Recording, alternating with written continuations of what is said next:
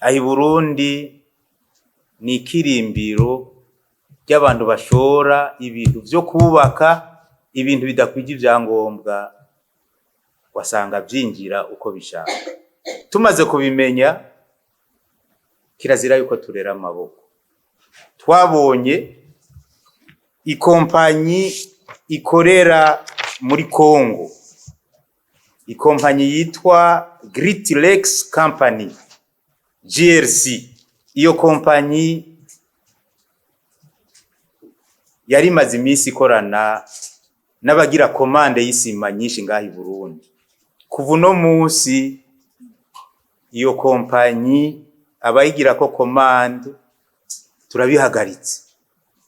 Hariho stoke y'abantu bagize ko komande ayi wacu baragenda muri obuha kugirisha analyse. Urero ngahi Burundi turafise ikintu bita infrastructure nationale de la qualité. Nukuvuga abantu bose turaba ibi bintu by'ubuziranenge. Obuha irimo inyuma y'imisi 28 obuha muri laboratoire des études batoye yuko iyo resistance mécanique en traction flexion ari 67 n'ibice 66. Mugabo abantu baciye bigira iwabo kubera kumbure baraba amanorme batayakwije baca bara falsifia barihindurira ibitigiri. Ico gitigiri ca 67 n'ibice 66 baca biyandikira 69 n'ibice 66. Ikintu citwa resistance mécanique en compression. Inyuma y'imisi 28 laboratoire ya obuha yatoye amajana 429 n'ibice 66.